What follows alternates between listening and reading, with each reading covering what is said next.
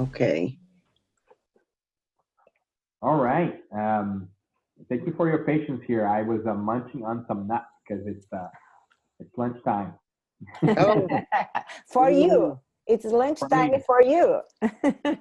For me, it is lunchtime for me, and I just came back from vacation, so to speak. So I'm a bit off my my clock. So it's even a little bit later for me, my biological clock. So look at that, Adam and Val. Hi guys, are you guys out there?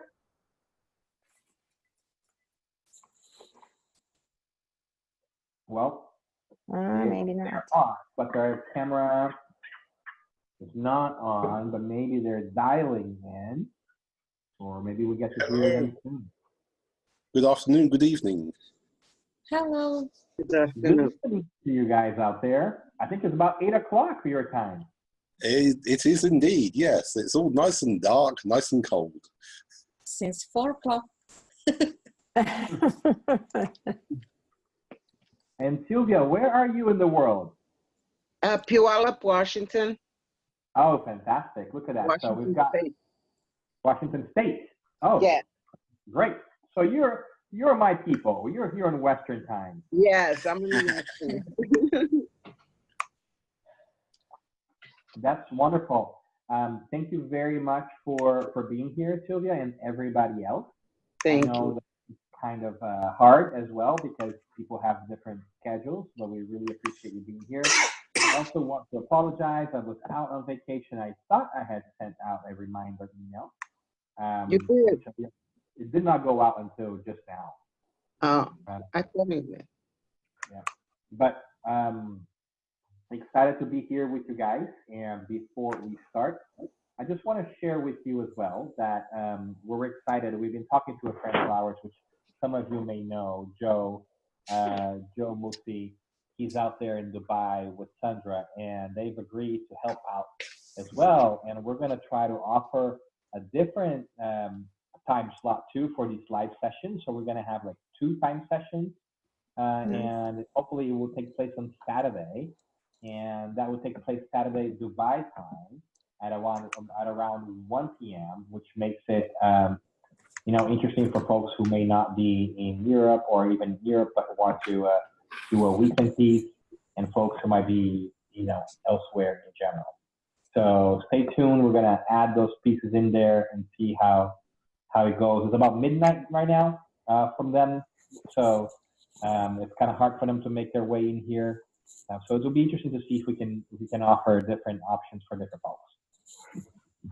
Nice. Yeah, great. And look at that. We can see you guys out there in the UK. I love it.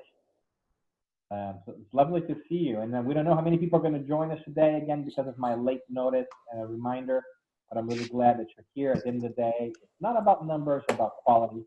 And Luciani has also shared with us that she's going to potentially have to jump off a little earlier because she's taking her husband to the airport, which is something I can appreciate very much. Thank you for doing that. All right, so this will be part 2, module 2 of our experiment, our online experiment. Today, the goal here would be to talk about the scientific aspect of Spiritism. And just as a context before we begin, we back up a little bit. Remember, we're in our Spiritism 101 course, and the idea here is to provide an introduction to Spiritism in general. I know that for a lot of us, this might be things that we already know, but it's always great to talk to more people about it and see if we can develop different perspectives about it. So I'm glad that you're here. Last time we met, about 2 weeks ago online, we talked about the introduction piece in general, about a primer in Spiritism. I recorded that session too if you want to watch it. And this time around, what we were hoping that we could do was to talk about about Spiritism as a journey of discovery, which I think is pretty peculiar, in particular to Spiritism, the way that it came about. And to help us along that journey, we posted there a long read, probably the longest read we'll do in this course, which is a brief history of Spiritism, which is the first part of the booklet called Spiritism Easy Explained, sometimes called Spiritism in its simplest expression, depends on what translation you're reading. But that whole piece, you know, talks a little bit about the history of Spiritism and how it came about. And so hopefully we'll talk a little bit about that. I'll talk about the scientific aspect of things and then dive into questions. Does that sound like a plan? Yes. Great. And if that's okay with you guys, we would love to take a minute or so, first of all, to just kickstart us with a prayer. Would that be okay? Of course. All right. Does anyone want to take a stab at it, or should I do it?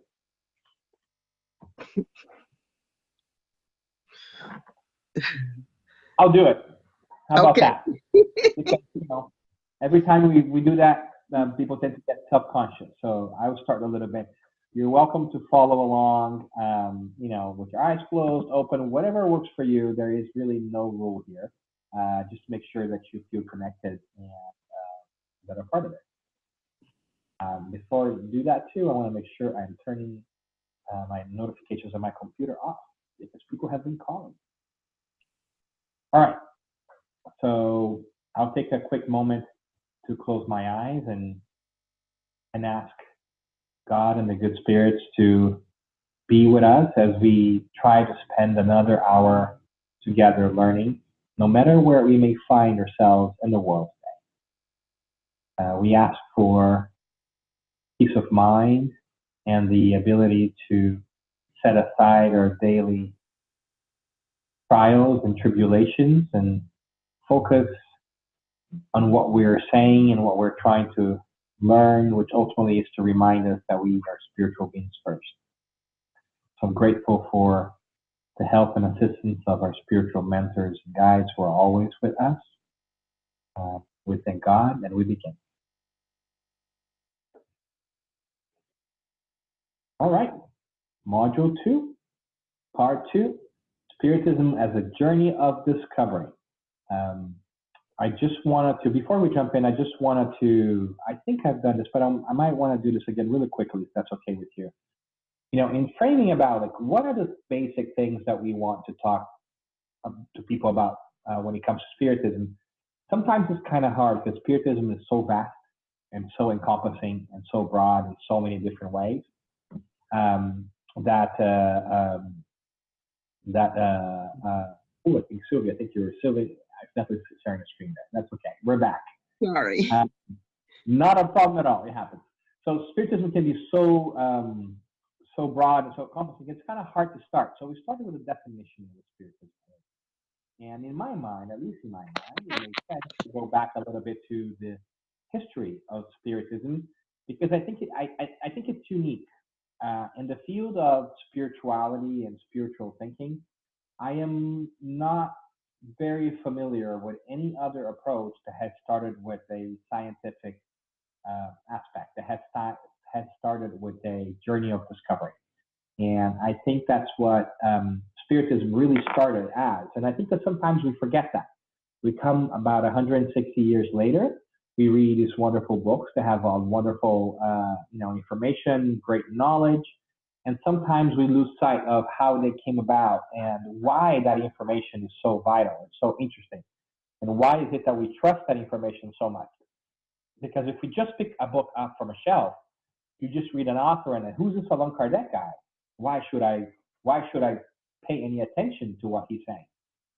But when we look at the history of Spiritism, we see that the products of the books are not the products of Allan Kardec. He's simply the editor. He just put things together. That the books are in fact the result of many different intelligences, many different people chiming in different ways. And what Kardec has done was to triangulate all the knowledge, right? But all started from the effects of the history there. And so the intent of the session today was to kind of expose that a little bit and give us an opportunity to talk about it. So are there any things that you guys found interesting from the reading or anything that you might want to bring up and talk about? Can we talk about how important it is to talk about Spiritism in the English language? I was just listening about that with Vanessa and Saloni. how important it is for us, like if we're going to start the gospel at home, to do it in English? Yes, yes, of course. I think that you know, this course here is actually a validation of that, and the importance of communicating to people in different languages. And of course, English is a language that's, you know, used widely, but also because there are sometimes so many books and so many materials already in Spanish and Portuguese, and you know, we don't have as many in English yet, although we're working towards it. And it's important to do things in English because many of us don't speak other languages, so that's nice. You know, but it's an individual journey. You know, of course we understand that some people may have different preferences, and if they speak different languages, they might have different choices. It just happens that in this course we do things in English because that's what we do. That's the language we speak, right? And Daniel, adding a little bit to what Sylvia said, I think based on this historical background, what kind of always for me is interesting to think is that in 1848, it starts in the West, the phenomena with the two sisters and all that. So it was something that happened here and then Europe and all that, but we don't see Spiritism being so spread out here than it is in Brazil, let's say. Here we feel like we are crawling to the idea that Spiritism can become well known in the West, and history says that this was one of the starting points. Yeah, I think that's a great point, right? So I think that we all pick up maybe from the reading or from our previous encounters with the idea of spiritual communication, because the reading really does talk about the turning tables and the spiritual phenomena that were taking place in the middle of the 19th century. So we're talking about 1840s, 50s, 60s, and thereabouts, right? And we all know that a lot of it, you know, started a little bit here in the United States, in upstate New York with the Fox sisters. And of course, it's happened everywhere else in the world. So it's been happening forever, but it kind of happened in a more concerted effort, a more focused effort. And people are oftentimes wondering, why is it then that it didn't take hold here? Why did it take place? Why did it take hold in Paris? And then after that, why did it really go to Brazil, right? These are interesting questions in general. But I think that the key piece to it all that Kardec does a great job of pointing out in his reading is a lot of people were really interested in the phenomena, and they found that entertaining. And, you know, they believed it, they didn't believe it, they found it entertaining. But few people really took the time to try to think about what are the implications behind the phenomena, right? Because sometimes I joke around and say, hey, we didn't have Netflix back in the day, right? We didn't have TVs. And so a lot of times folks just went to the salons and just seeing these things as novelties, as entertainment. But not a lot of people really put their time, effort, and sometimes even their own credibility on the line to investigate this further. And I think that's what the distinction that we can make about Kardec and the reason why Spiritism came about in Paris and not in the United States. Unfortunately, it seems that at that time in the United States, nobody was willing to pursue it further than just the phenomena itself. You know, Kardec talks to us in other places through the codification or the compilation, the Spiritist compilation, that is, that there are different levels of understanding or different levels of Spiritism or Spiritist, I should say. And one of them is those who are interested in the phenomena. And then the second and third piece becomes really like, okay, now that you have accepted that perhaps the spiritual reality is a thing, is real, then what does that mean for you, for your life, right? So what does it mean for me? Well, if I'm a spirit, maybe I ought to start thinking about how I behave and how to treat others, because I now know that I live eternally and that I might come back and also have to deal with the consequences of my treating of Sergio poorly or whatever it is, right? Because things don't end up. So that shift, I think, in my perspective, it's important for you to know that this is my perspective only, right? that was what the key piece. We were missing somebody who was able to say, hold on a second, these phenomena are rather intriguing, but there are great moral implications or ethical implications, I should say here, to the idea that we now have proof that life goes on beyond the physical body. And I think that's the reason why we have the birth of Spiritism in Paris, which was also at that time, you have to remember this, right? Paris was also the center of the world at that point in time. It was an era of rebirth, intellectually speaking, right? We had gone through, historically, from a humanistic perspective, some dark ages in the Middle Ages where knowledge was suppressed, and then we had the rebirth of that in the 18th century with enlightenment and everything else. Everything else was booming, right? Science had progressed to a point that scientific method was around that time. We were able to produce more things and develop life in cities. People had more time of the day to investigate, to research other things. Life in general was getting better. The arts were booming. Literature was doing great. So there was a great period of intellectual renewal. And personally, I think that that's the reason why Spiritism came at that point in time. Why is it that the spirits were rocking the table, so to speak, at that point in time? Because then, at that point in our history, we had the scientific and the intellectual capacity to take that study further, not do what has seemingly been done throughout the rest of history, which is have some people understand it, and then they only pass it along to those who are like their students or who have been initiating their knowledge. Because as you remember on the reading, Kardec talks to us about how this knowledge, these pieces of information that we gather have always been there. The difference now is that we were able to get more details, right, about these. So to kind of sum it up and not monopolize the conversation here, I think that Spiritism is no doubt a body of knowledge who's ahead of its time because it really keeps on giving, but it's not before its time. I don't think that I don't think they would have lived had it come 100 years earlier. We wouldn't have scientific frame of mind to understand the triangulation that Kardec did. We wouldn't be able to understand the scientific perspective of there's many different mediums communicating many different things. And so that they really talk to each other. Right? I think that our human psyche was ready at that point in time. And it makes sense to Paris, the leading brain of the world at that point in time, to also be the place that received it, that hosted it. But now, after that, we can also ask the question, why is it that France did not boom with Spiritism afterwards? Right? And it's a great question to ask. I think it's a very valid one too.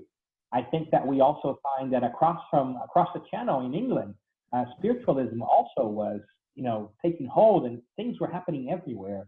And so why is it that Spiritism didn't take hold there? Well, we have to remember that, there was a great set of wars that came right after the 1800s, right? So early in the 20th century, you had the First World War, we have the Second World War, which were really brutal for Europe in general. And you might recall that during that time, the philosophies that kind of sprung about, they were very negative. They were the nihilistic movement. They were the existentialistic movement. People were really doubtful of where things were because they saw so much destruction, right? And the whole of Europe, which did not happen in the New World, so to say. So I think it's an interesting perspective that the mental shift might not have helped, right? Although I think that spiritual knowledge might have helped people become more positive around this time. But one thing that I did notice, or I seem to notice, and I want to put it back to you guys, both in the US and the UK, is the spiritualist movement, and we talked a little bit about spiritualism and spiritism, right, in the first part. The spiritualist movement has always existed and somewhat thrived in the United States or in the UK. The difference to me, it seems, is that the spiritualist movement has focused more on the proof of the phenomena than of the consequences of the phenomena themselves, right? So I think we still see today mediums and a bunch of wonderful people doing great work of reminding us that there is validation for the phenomena, that you can go and have a reading, whatever it is, and people on TV and everything else, they are trying to show us that the phenomena is real, that life goes on. I think that in Spiritism, we have already satisfied ourselves with that. And now we're worried more about the ethical implications of that. So it's kind of a different approach. And I think that one of the challenges of the spiritualist movement in general, too, is that people hold wildly different beliefs and different sets of ideas. And they haven't always wanted to come together and triangulate that, as Kardec did in the beginning, right?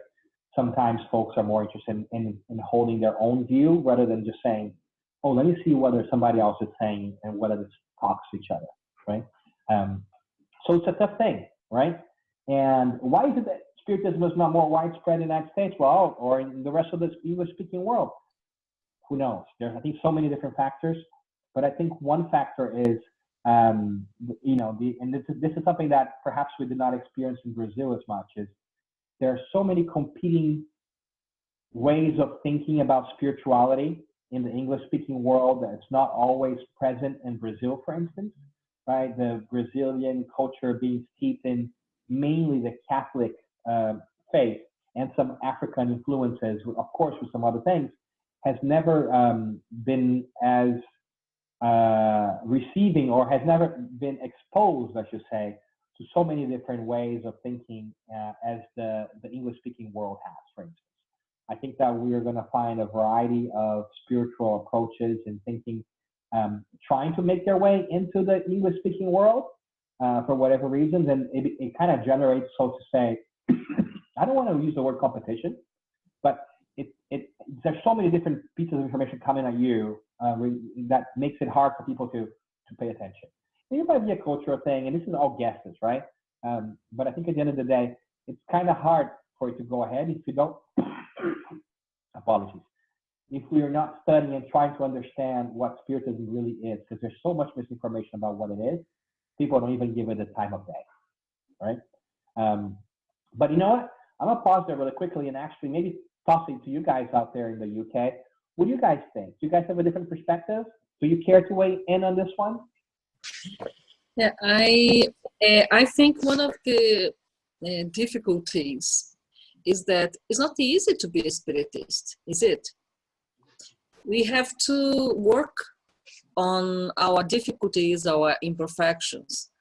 So I think this is the main aspect that I can see that's so difficult, because there are many other spiritualist practices and beliefs that they don't focus too much on the self-improvement, and they have more like fancy ways of practicing. So I think the inner transformation is something that is not very easy, and sometimes people are not ready for this, you know.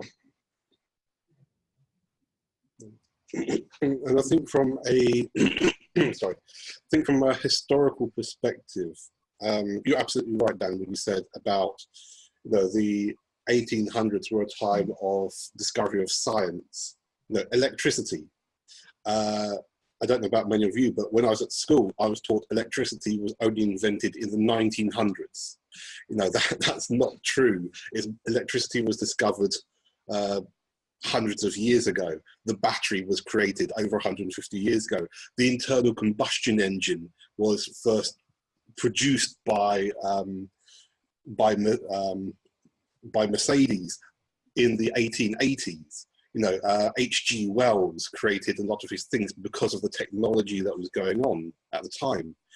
And so, yeah, Spiritism, I think, did come about because people were thinking more about the science of everything. No, forensic science was being used by the police.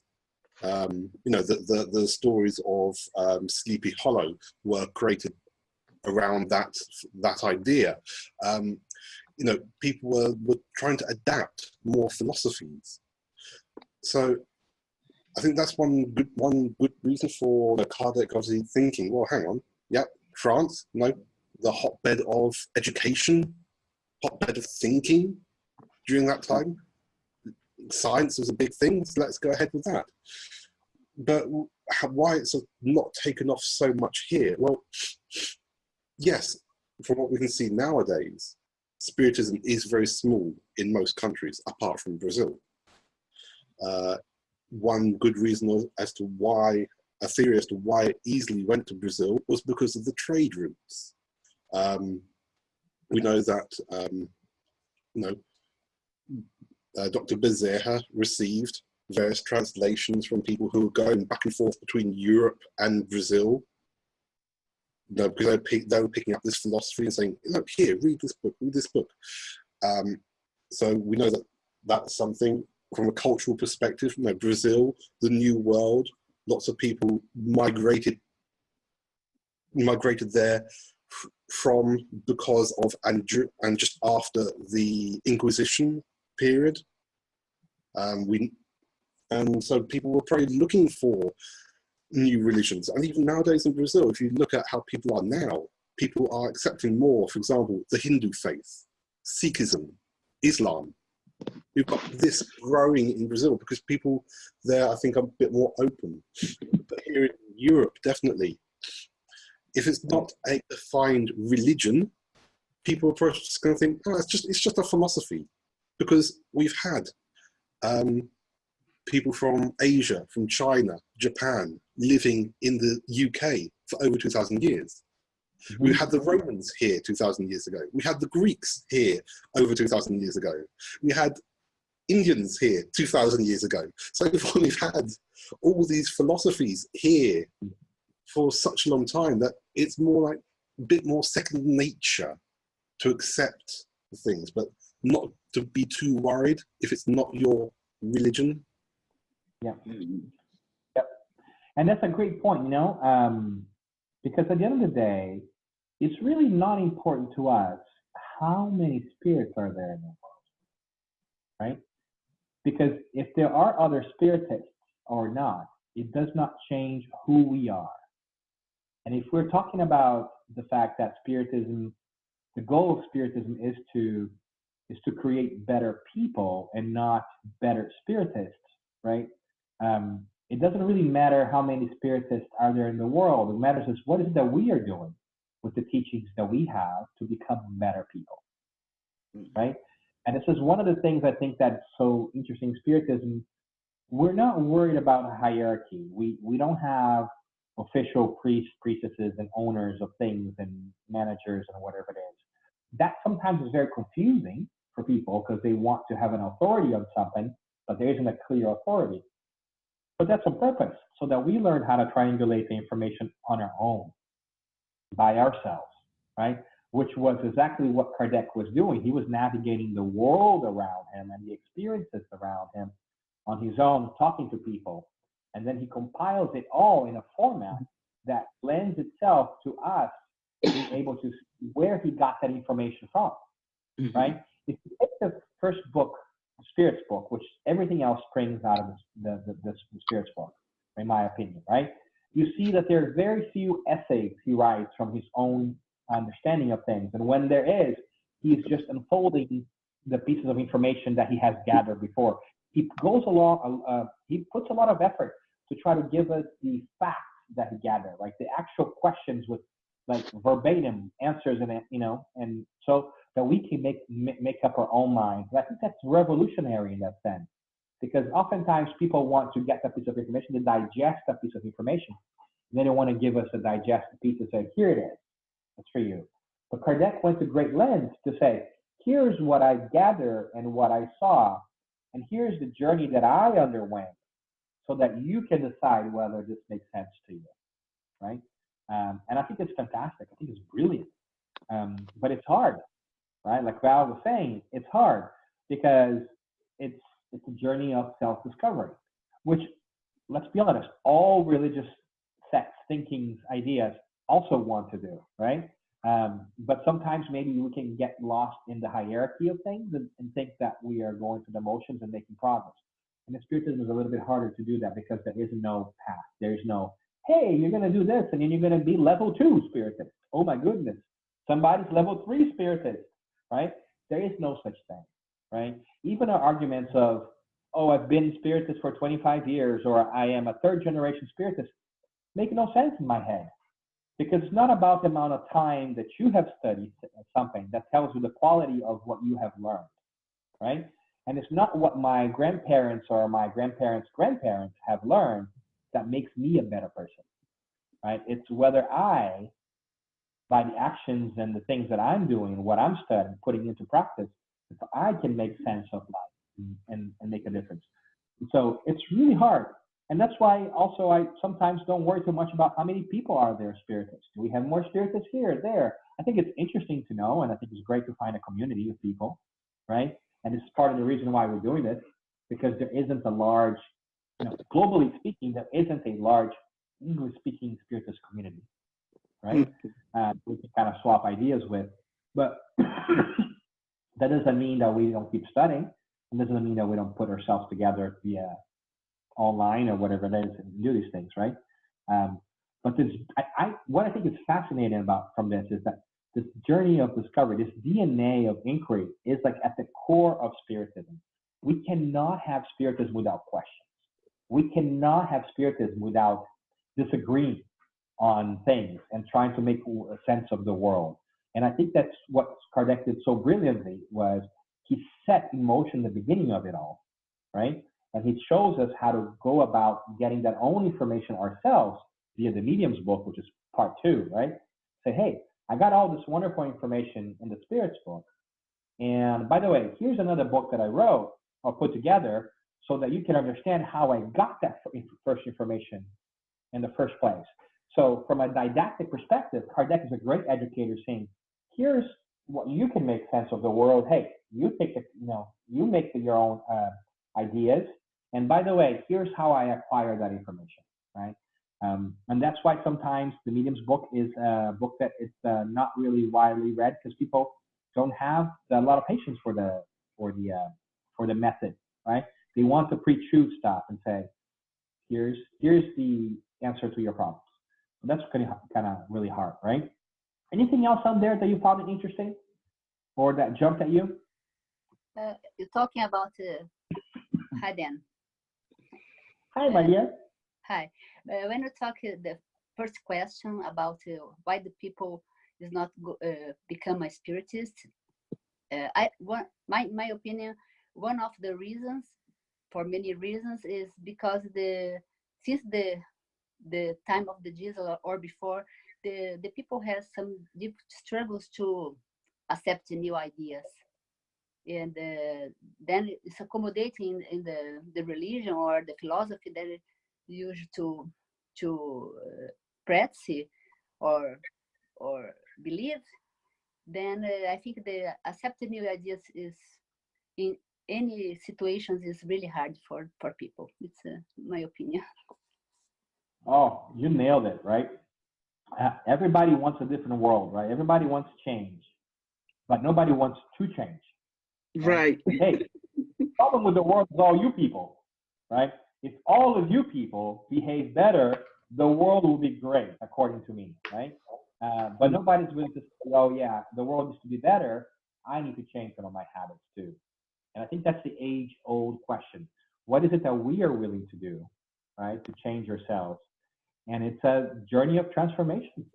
It really is, right? There is no other way. And it doesn't have to be only Spiritists for you to say that, right? So it's not just Spiritists who are doing this. Everybody's doing this or trying to do this a certain way.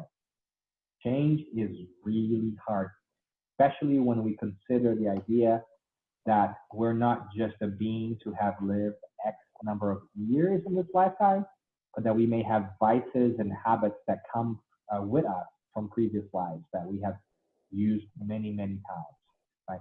That's why I think the parable of the prodigal son is so beautiful in so many different ways. That's time for a different conversation at one point in time. But Sergio, I think that you wanted to say something. Yes, thank you, Dan. I think perhaps the most basic way that I can relate to this, perhaps if you identify this as an issue, why we are not as, I guess, as well dispersed throughout the world and have many adepts as perhaps Kardec sometimes think that it would be the case in the doctrine, is because most religions, if not all of them, perhaps with the exception of the Spiritist doctrine, identify your leader as a savior. Identifying someone as a savior presupposes that you're a victim and the savior will put in all the work to rescue you.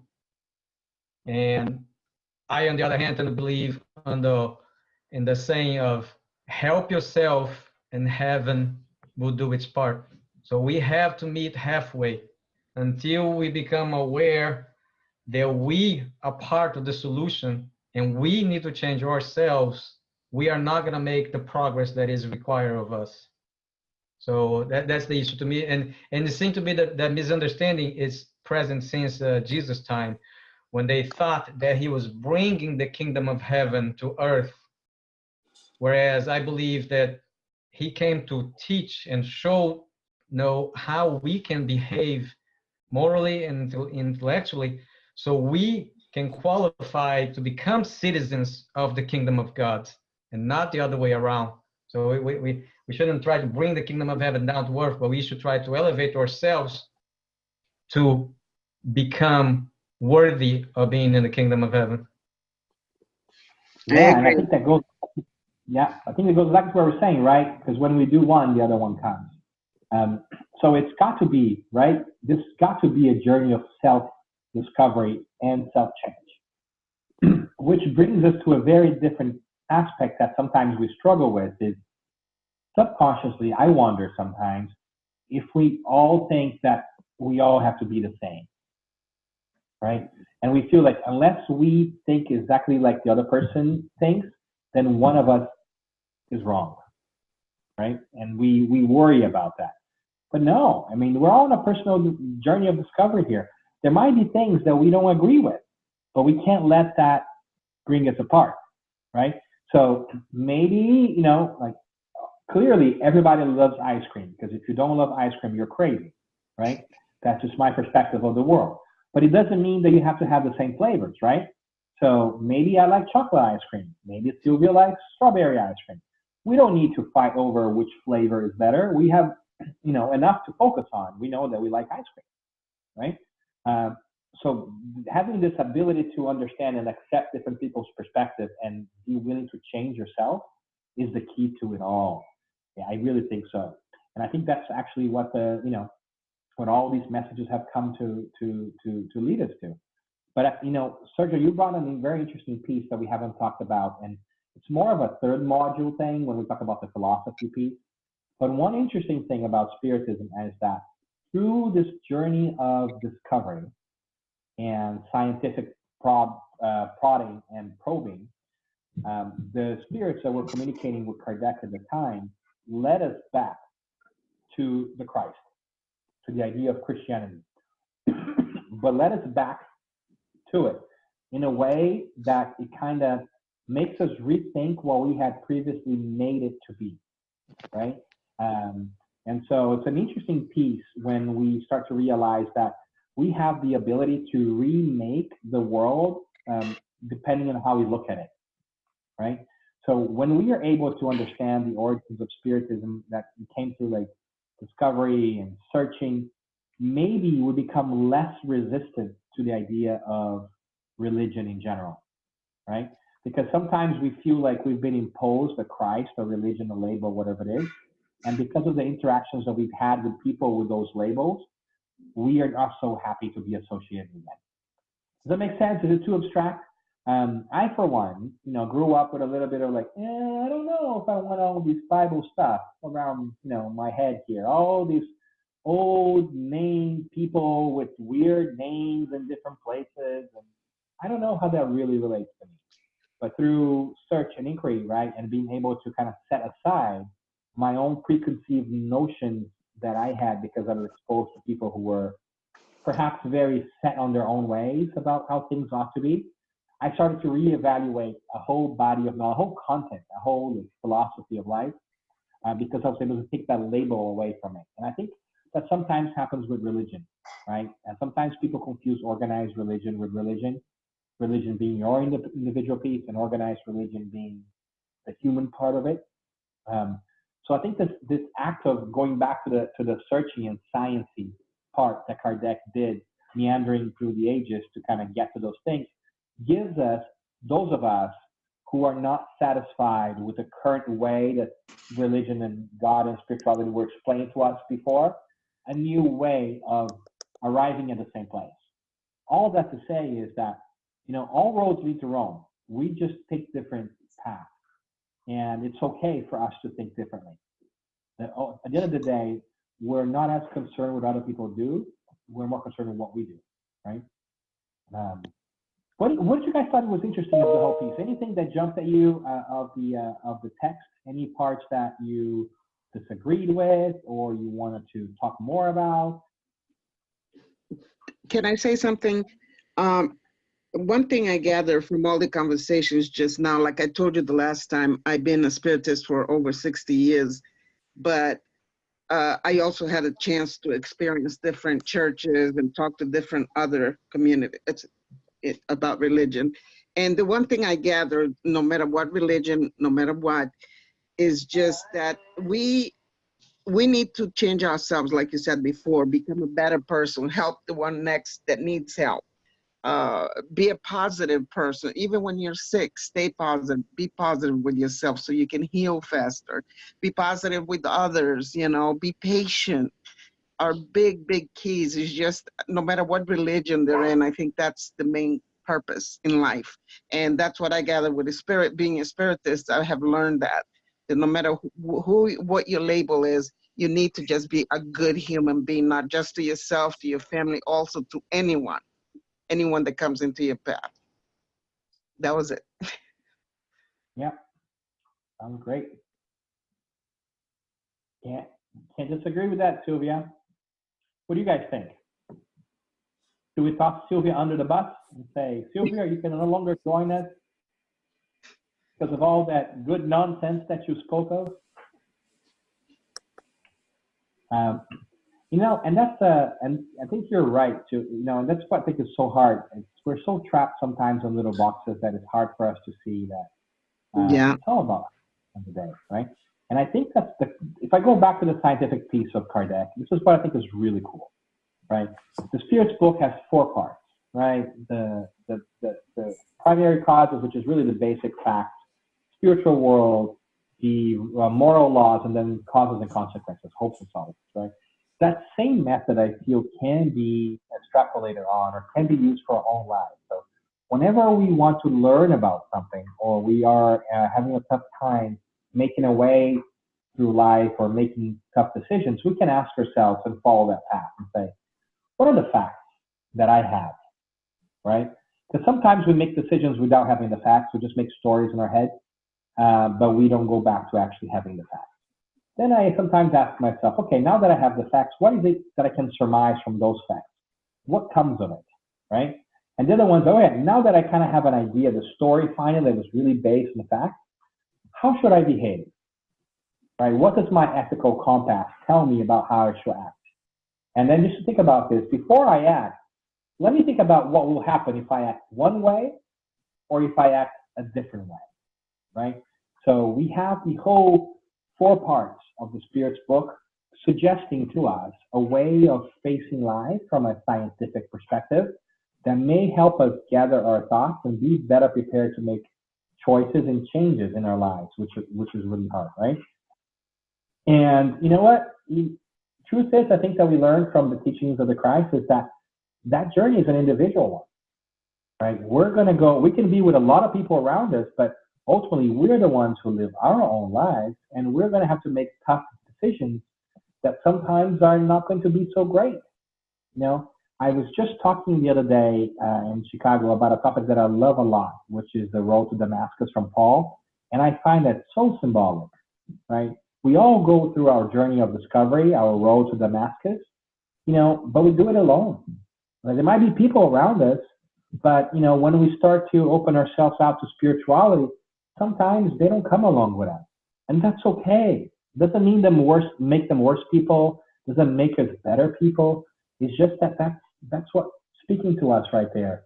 And we got to do it alone because, you know, yes, being in a group is great, but ultimately like, you are the one who changes your own life, right? And so this idea of us being able to gather knowledge by ourselves and grow by ourselves It's kind of like a for granted thing nowadays, right? But centuries ago, you're not really supposed to do that. You're not supposed to investigate and think about spirituality by yourself, right? And so we are trying to break that mold with ourselves. We're not trying to impose it to anybody else. If people want to do things differently, great. But for you, what is it that you want for your life, right? Ultimately, is the question. So what else? What else you guys want to bring up? We have about 20 minutes or so. I think one important, interesting aspect that I was discussing with a friend the other day is Kardec did not, let's say, try to, even though he wrote the Spiritism in its simplest expression, he did not dumb it down, let's put it this way. He was a renowned educator, a researcher, and in the way he wrote all the 5 books, it kind of, there's a prerequisite that the reader must have a certain level of education and perhaps a little bit of like that logical or scientific or philosopher background that you can sequentially maintain, how to say, the comprehension of how all this knowledge that was kind of really poured onto us can be, what to say, sequenced and understood.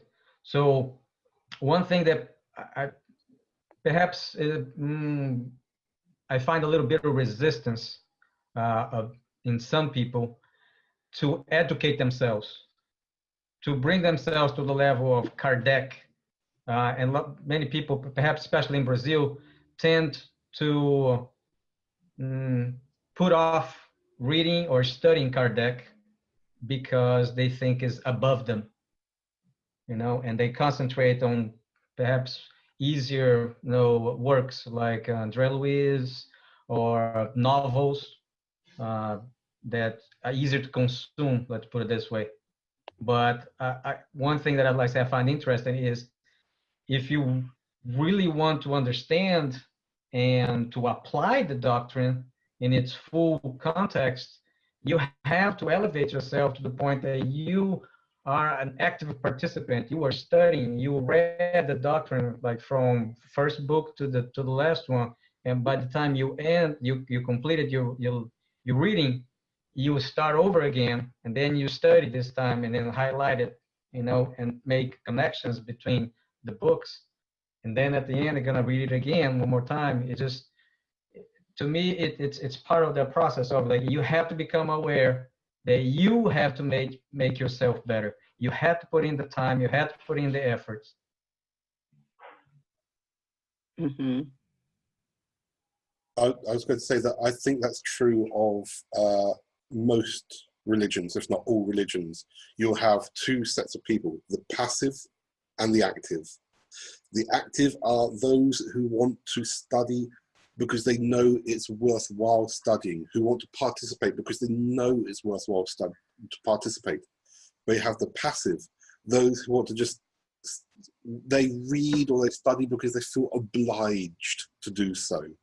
No, in the Catholic Church, those who go to church on a Sunday and have communion, and for them that's it.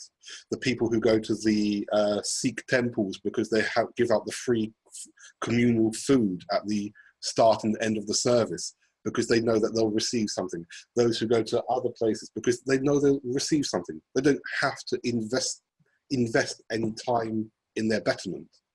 They're going to have someone just do things for them. It's almost a lazy way of thinking. You have to push yourself and have your own mind. Yeah, that is nice. I think you're right. I think we just have to be careful, not that we're doing it now, but to make sure that we end up not discriminating, right? Because at the end of the day, it's okay for people to do that if that's what they want to do. I guess it's better for them to do it, not doing it at all, right? It's better that they're passively close to spirituality than having zero spirituality, right? So I think if I were to draw like the life cycle of the spiritually awakening, I would say like completely materialistic or oblivious, and then halfway like partially interested, and now active, right? But yeah, I think that's the challenge, right? We all want to ideally be in the level where we're active, very active, but even ourselves have days like I would consider myself reasonably active, and there are some days that I just don't want to do it, right? I just want to sit down and I'm just going to listen to somebody, right? I don't want to think about the gospel or this parable or whatever it is. I'm just kind of listening and let somebody chew this one up for me, right? But that's right. And this is what makes it so hard. We've got to put our skin in the game. We've got to put our time in, right? What's somebody going to chime in? I will. I think what you said is right, and also what Sylvia said, that even in the Spiritist world, there's so many people that say themselves being Spiritists, but they go to a center, they listen to the lecture, and that's it. They think they don't do the homework. They don't read. I hope they try to better themselves just by the lectures, just by the community that they find when they go to a spirit center. But still, a lot of people actually is one of the things that we have a conflict with the Americans that come to our center. Now we have just one, but we used to have a few more. And they always complain that the Brazilians don't read. They don't study, they just come to the center and and so it's right at home. We do all the time that. But going back a little bit to basing what everyone said and going back a little bit on the journal of Spiritism, I still see that for many, they see the Spiritism as being the connection with the spirit, is the mediumship, like the encounter with the spiritual world. But they don't really understand what the spirit is really is, that is the inner transformation. They study the following the moral laws and all that. And I think sometimes we see a little conflict among the Spiritists because they feel a little intimidated to talk about Spiritism. I remember when I started, a few of the people that were running the centers, they would tell the stories, yeah, but I have this friend and he's evangelical. So I just say I go to a Brazilian church. And for me, that was, why they cannot really say what it is and what we do and all the work we put to kind of really evolve and also help others. So still among ourselves, I feel like there is some kind of, I don't know if it's uncomfortable presence among others, because we are not a religion, we are a philosophy, but we are a religion. Do you feel the same? I live in the air. Yeah, I see a lot of nods. I see a lot of nods in the screen, right? I've seen a little bit of that too. I think that, my opinion and my perspective on this too is, I think that the best way to talk about Spiritism is to act. And by that, I mean, just be the example. I think that a lot of people sometimes are like, well, how do I share this with English speaking people? And I'm like, don't make it about us or them thing. It's about who you are as a person. Because I think that everybody's got some kind of ideology, things that they want other people to kind of embrace. And I think people have been somewhat reluctant to because they just keep getting sold on different things, right?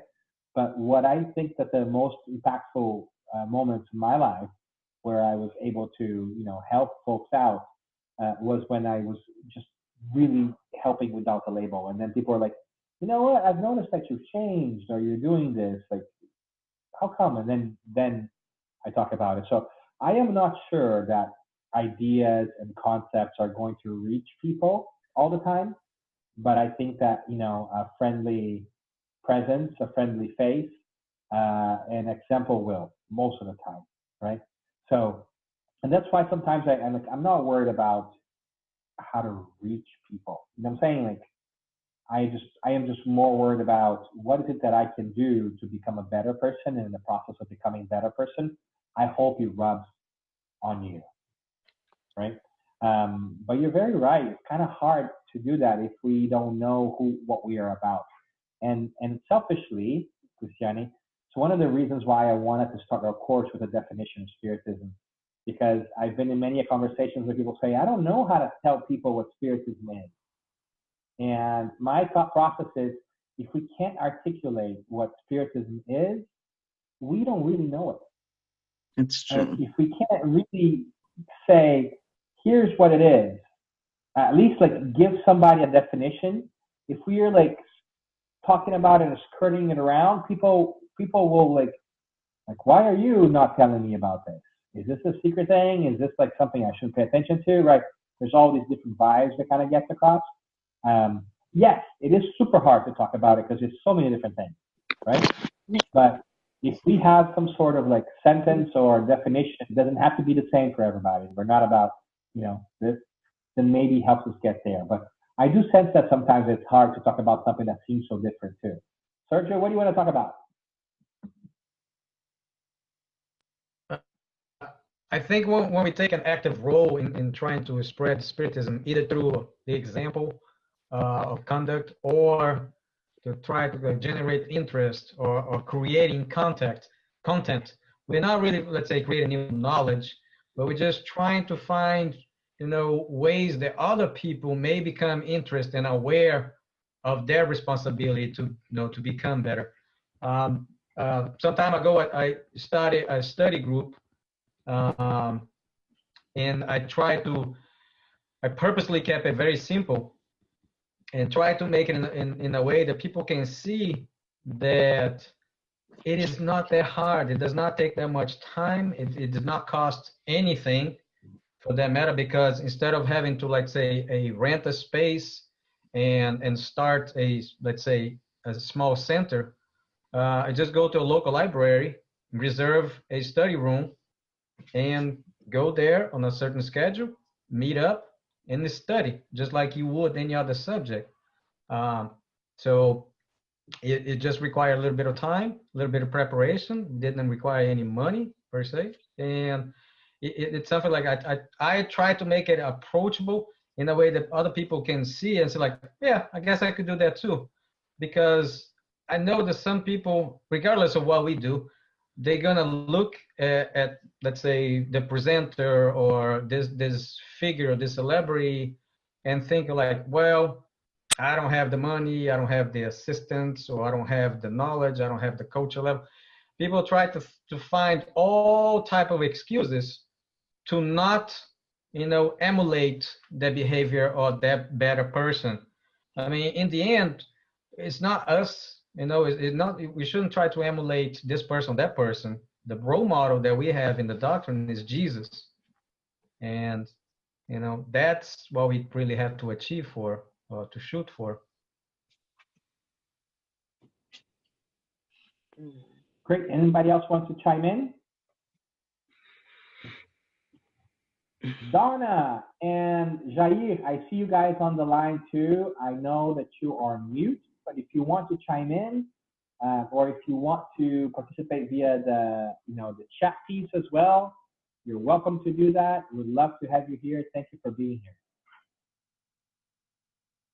And clearly, you can understand nobody here is really shy, so you can just join us at any point in time. Hi, we're glad to be here. Just to say hello here. I joined a little bit late, but I'm enjoying a lot to learn what you're all saying. Well, thanks for coming off mute and saying hello, Jair. We really appreciate it. We're glad to have you here. Thank you. We can't see you. Yeah, we can't see you, but that's okay, Sylvia. Maybe he's a little shy today. Maybe next time around. I'm having trouble with my camera here. Oh, It says unable to access camera. I don't know how to do that. Maybe I have to go somewhere else in the phone. oh. Yeah, let's see how it goes. That's right. That's right. I love that, Sylvia. Just ask for the camera. Ask them to turn the camera. I'm a little forward sometimes. Forgive me. It's just that I No, want it's totally. That's great. All right, so we're coming at the end of the hour, and I think the idea here, and this is actually what I love your feedback too, is, you know, the idea was to do this for an hour. I will make myself available for another half an hour. I don't know how you guys are feeling about it, but I feel like we should maybe start to wrap our things up today and just be mindful of people's time. If people want to linger for a little longer, that's great. You know? Yeah, Sergio? Sorry for taking too much of you guys, time and ears.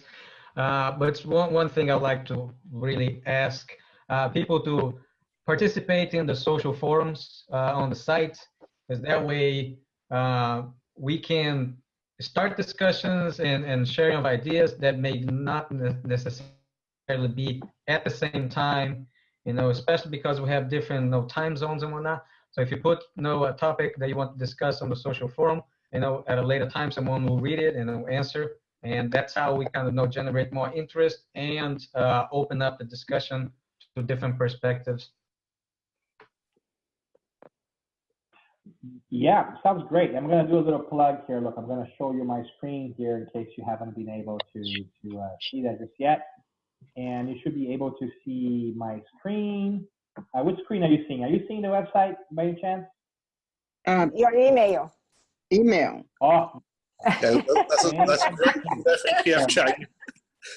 Danielle, so many I'm just going to excuse myself because I have to go. Good to see you all. Yeah. Okay? And I'll check with you guys in the forums. Bye-bye. And one last thing I just want to point out, this is where he means social forums. Right there on top, you can just click on that and do any kind of questions and things that you want. Many of you don't know this or haven't used it yet, but you can also use your phone to access all these forums and all these things. There is a website. There is a app called Moodle, Moodle, that you can download and you can set it up to access the website. Yeah. So just want to let you guys know. If you need help doing that, let us know as well. But I want to ask, and look at that, Jair, you came on camera. Thank you. We can see you. Look at that, Sylvia. I made it. We did a good job. There you go. Like good old social pressure, Now I have a face. There you go. There you go. Put a name to a face. Yeah. But we should close this one up, and if that's okay with you guys, we'll do it the way we always do, which is we just close up with a prayer.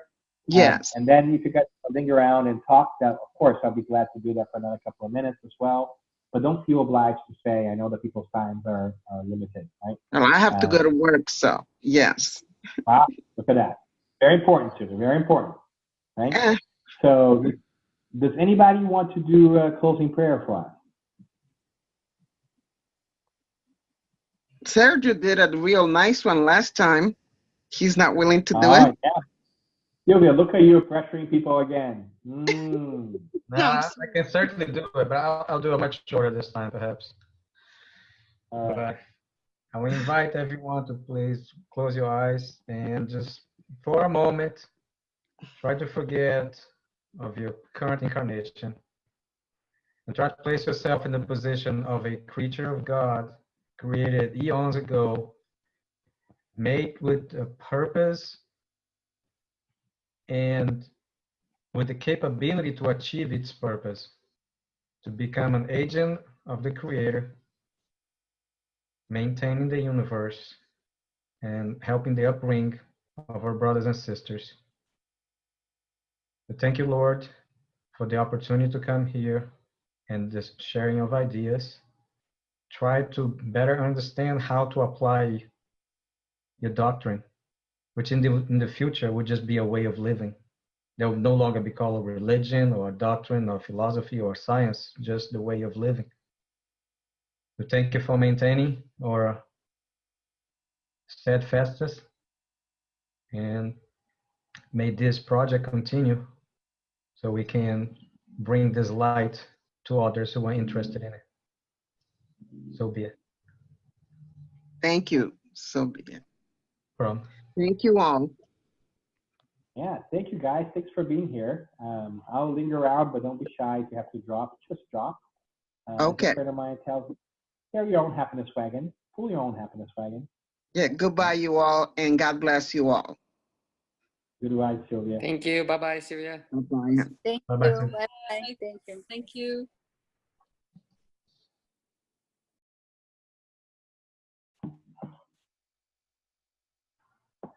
All right. So if you're hanging around, what do you want to talk about? Well, There is one thing that called my attention in the text, in the article, is the reference to punishment. And I would like to ask you to talk a little bit about that, if you can, Dan. Yeah, that's a wonderful question. Do you remember exactly where that was, so we can kind of look at it together and kind of call it out? It talks about future punishments, and I understand the idea. I know that this is how it was written, but I'd like to hear what other people think, because for me, this is one thing that we try in our group. For example, every time that we find this word, we try to like replace with another word like natural consequences. We refer to cause and effect, and we try to avoid this, to convey this idea of a God that punishes.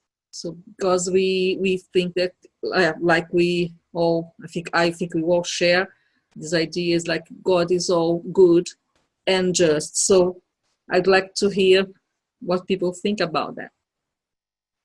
Let's punish all the infidels, right? Absolutely. So I think that part that you're referring to here in the text, about 8 paragraphs from 1, 2, 3, 4, 5, 6, 7, 8. 8 paragraphs from the bottom up. And God bless technology where you can just search for words on the book. It's just amazing how quickly you can get to things, right? And he says, Spiritism teaches nothing new. That is true. But it's not valuable, but it is not valuable to show in an obvious and irrefutable way the existence of the soul, its survival over body's death, its immortality, its future punishments and rewards. How many believe in such things? And goes on and so on, right? So I think that is such a great question, because this word is such a harsh one, and it's hard, in my opinion, to understand it without context, without historical context, right? So we have to understand when this conversation was taking place. It's taking place in the 1850s in a culture that's mainly Catholic, it's Catholic France, mainly, right? And the idea of punishment in general is one that we see throughout Christianity. I think that the challenge piece about that part is that people read punishment and they sometimes equate punishment to external punishment, right? Somebody else punishing us. If we were to believe that God is really punishing us in the strictest sense of the word punish, then I think that we would have a mean and rude and human God, right? Which would make God not God in my book, right?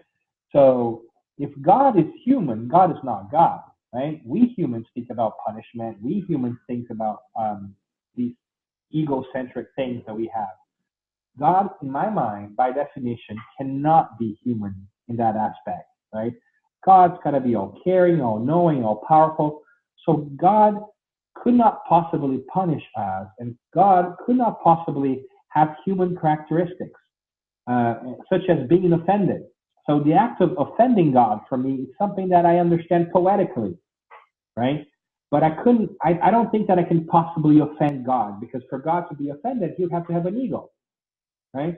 I don't think God has ego, right? So I think that God understands who I am. And so when I ask for forgiveness to God, I don't think God was personally offended. I think it's more of a tool for ourselves to understand and negotiate our own passageway, right?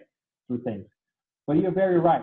The word punishment is a hard one, because we equate to somebody else punishing us. And I think that what I've heard, at least, and read in my Spiritist, studies in general, is that this punishment that we're talking about here is generally our own punishment, that we punish ourselves through our own consciousness. Because at the end of the day, we are the judges of our own actions. And we actually are the ones who get to punish ourselves from our deeds when we understand that they're not so great. So if we are able to shift our minds from future punishments coming from the outside world to future punishments coming from the inside world, maybe that would make us better apt to understand what we're talking about here, right? But I agree with you. The punishment word is loaded, right? So when we take into the consideration the historical piece, I think that makes it a little bit easier.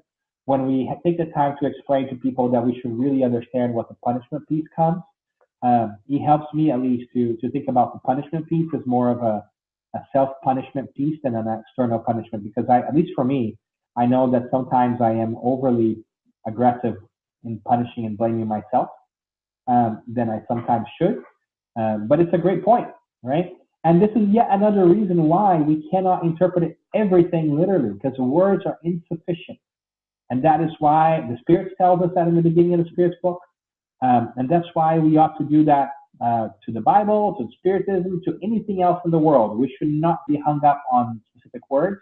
And if we are, we should search for meaning and say, what do we really mean about punishments over here? But I agree with you. This punishment thing is a biggie, right?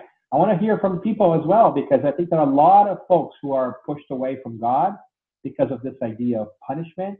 And there are even expressions that sometimes I hear quite a bit that break my heart a little bit. Like, I am a God-fearing person. I'm like, why would I fear God? Right? I think it's like a inheritance from previous religious thinking, from, I call it the Old Testament God, right?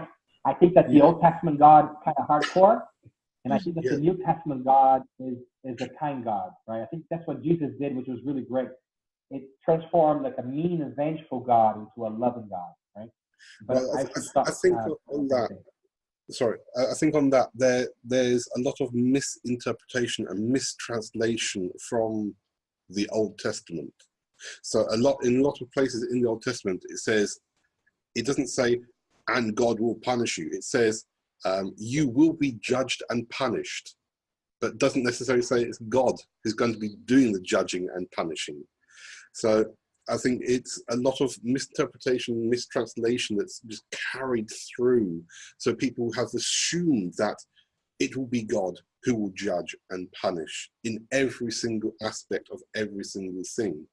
We know if we go back to the earliest stories in Genesis, the first judging is obviously of the first man and woman, Adam and Eve. They are judged because they disobeyed an order. In the story of Noah, God says that he's judging the other people because they are bad, which is why he will send the flood.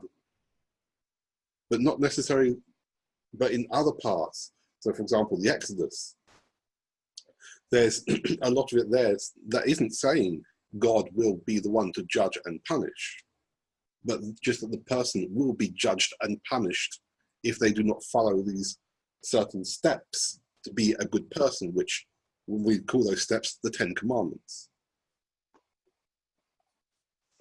Yeah, I'm on board with that, Adam. And, I also think that we're going to toss to Sergio over here. He's got an arm raised. I also think that, we think that because we like to punish other people. So we just interpret the world as we see, we look at the outside world as we see our inner world, right? If I could punish all you people, I would. right? And so we just think that somebody else will do that to us as well, right? Sergio, what do you got? Yeah, and I think that relates to for example, when I'm reading the doctrine, and keeping in mind that was written in the 1800s, is we're gonna see a lot of mentions of the word good and evil, sometimes in the same paragraph. And I try to remember there's no evil. There's just the ignorance of good. So because if we maintain this idea of this duality of good and evil, then we're always gonna try to place someone on the evil side, and then it's gonna be us versus them. In reality, there's only us. There is not them. It's just us. They are just people in spirit. Sergio, but it's so nice. But it's so nice to be able to blame other people. It's convenient, isn't it? But so to me, like in its like most basic summary, God, came to Moses and told, "Don't do it." Jesus came and said, "Love one another." Kardec, in my way, says, "Study and better yourself," which goes in line with the saying we have in the gospel, love one another. This is the first commandment, and educate yourselves. This is the second. So to me, that's how it resonates. Yeah. I also like to point out to people that there's a reason that sometimes the Old Testament is called the Old Testament, and that there is a New Testament, and that if we take everything for granted, we're going to be in trouble, because the Old Testament will tell us it's okay for us to stone people. It's okay for us to sell our daughters into slavery. It is okay for us to do a plethora of things, right, that perhaps today we might think differently on, right? So not to say that we should not pay attention to the Old Testament, but we should, use the common sense and the ability that we have been given by God to reason and make sense of things, to understand that there's not everything, that we shouldn't do everything, literally, right? And I think that's really great. And I think one of the coolest things I think of the New Testament is, if you look at it as a technology piece, right? Old Testament is version 1.0, right? The version 2.0 comes and gives the upgrade to the 1.0, right? So pay attention to the 2.0, right? And then we got Spiritism like 2.1, which is really explaining you what the 2.0 was about. But the point here is that Jesus comes at the end of his passage with us and he says, "A new commandment I give you, a new commandment I leave you. Love one another, not as you have loved each other, but as I have loved you." Right? So it first is like, don't do these things. Then is like, do to others what you would like to be done to yourself. And then is love others as Jesus loved us. That's like very different. That's like 3.0, right? Because even when we wish people well, it's not yet Jesus wishing people well. There's not that level of Christ consciousness, right? But that's a conversation for another time. But I wholeheartedly agree, Sergio. I think that you nailed it. This us versus them people, this like blaming stuff, it's really powerful tool, right? We feel really good sometimes because we put people down. And that's kind of a sad thing, right? We don't need to put people down to feel good about ourselves. And if that's our way of doing it, maybe we've got things to reconsider, right? But sometimes we do that without realizing. And that's what the challenging piece is. And that's why the whole like, inner transformation thing is key for us to be aware of. This punishment thing is hardcore because it gets stuck in our minds, right? Like these are trigger words. These are the words that people kind of read and they're like, "Oh, I'm gonna stop right here. Like I'm not down with it," right? So it's a great question, Val. It's a great question. Anything else that you guys want to add on that one over there, Val? Anything else you want to add on that one to wrap us up? No, I think it's a good discussion. Yeah, I think it's really good. This point of the message that came to Moses and then Jesus and then Spiritism is a very good point because I think as we evolve, we will be able, the humankind evolves, and as we evolve, we will be able to assimilate, to absorb the knowledge, yeah, the ideas better and better. So there are things that we don't know at the moment, and they are not revealed because we are not able to perceive and to conceive. So it's a good point. This. Yeah, Yeah, yeah. Go for it, Adam. I was going to say, and it's quite difficult for many people to adapt to a new idea, new philosophy, especially, you know, as we were talking about before, because they're stuck in their old ways of things. You know, if we look at any religion, absolutely any normal, structured, dogmatic religion that we have existing at the moment, all of them have positives and negatives in their books, in their literature. You know, why is it that we inherently, at the moment, culturally, reject Islam, Muslims? Why do many people have fear of Muslims? Which is it's a true thing. I'm not saying everyone does, but in general, one reason is because obviously Islam started because of a warrior tribe. And there's a lot of things in the Quran about defense, about brutal defense. But what many people don't realize is that the Quran has a bigger part about caring for each other, being there to help each other, to treat each other in a way that you would need to be treated if you were sick and injured. And so many people do focus more on the negative things, including the negative aspect of, I don't want to invest my time in studying something because ...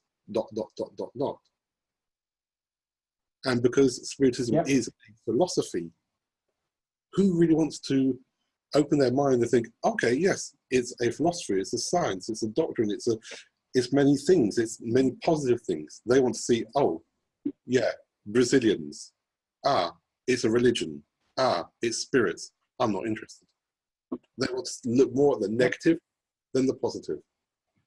And the aspect that Serge pointed out is the good and evil. I think this is an important subject to discuss in this study, because we have this culture, this blame culture, like you Dan mentioned.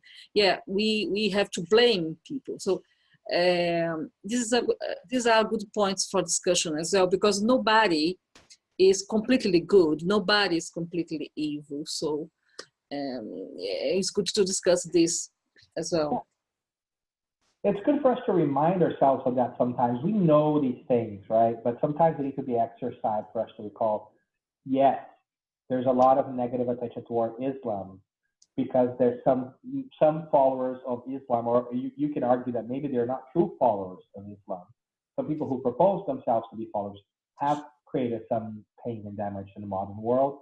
But we also forget that we had the Holy Inquisition for centuries of years, right? So there's Christianity on the other side who also misbehaved. And if we look back today, maybe we wouldn't call those people Christians, right? So we got to have a little bit of a historical perspective and stop to find what I think you guys are saying is brilliant. But ultimately, like, as human beings, sometimes we want to find things to pick on, right? We want to find reasons to put other people who are different than us down so that we feel greater about ourselves.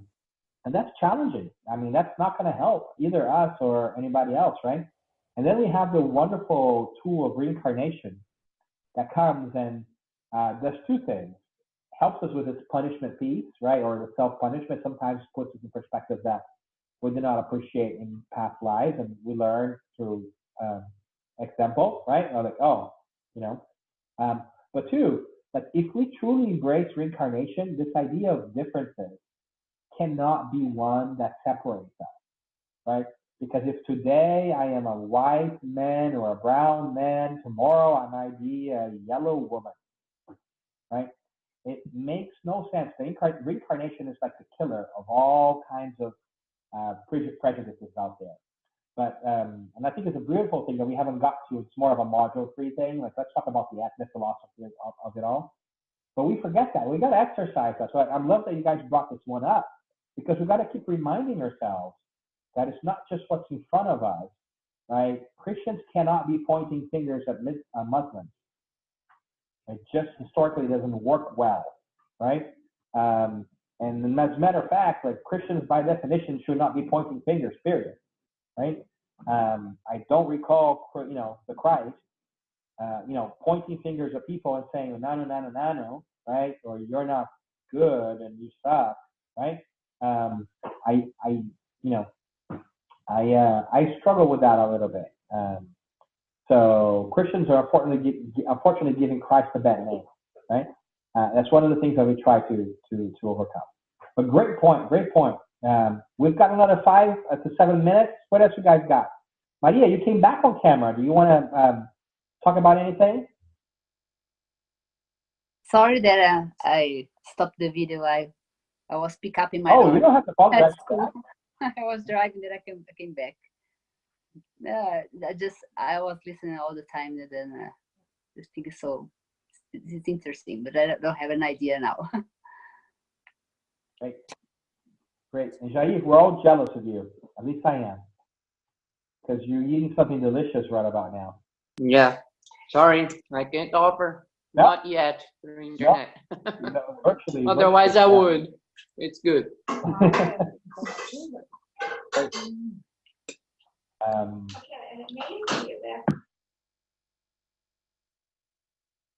Anything else you guys want to?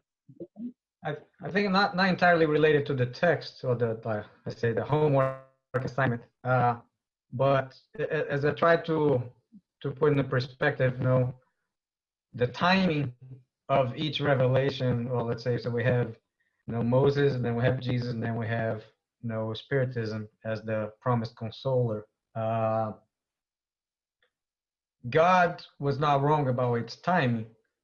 So that means that at the time Jesus came, we are supposed to be ready to at least receive the lesson of love one another, and by the time later on the promised consolation came in the form of the doctrine, we were supposed to be in a level morally and intellectually to assimilate the doctrine, as it was passed, and to hopefully in the near future we start applying.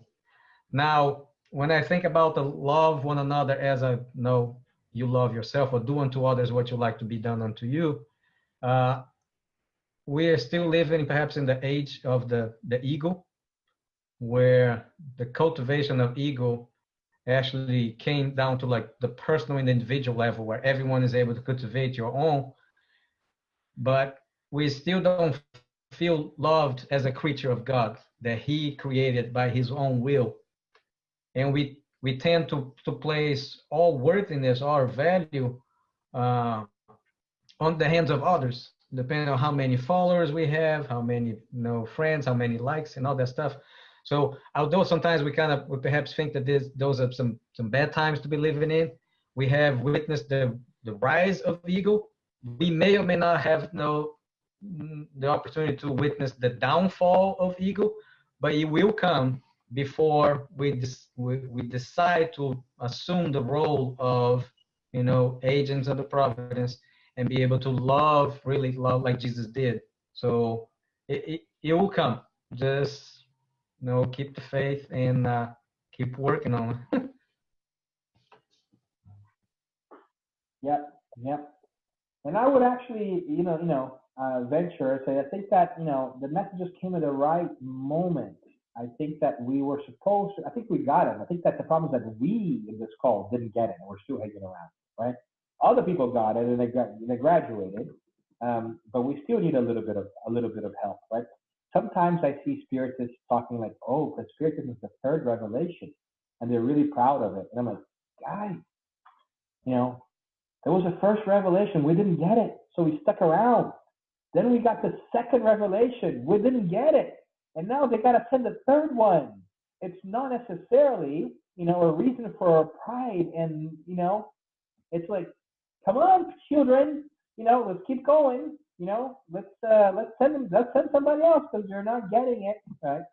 So I think, but what you brought out was really great, Sergio, is that God continues to speak to us in different ways, and because we are different people who had different experiences, it makes sense to me that God would speak to us in different ways, because He would reach us in different ways. That which might resonate in my heart may not resonate in yours.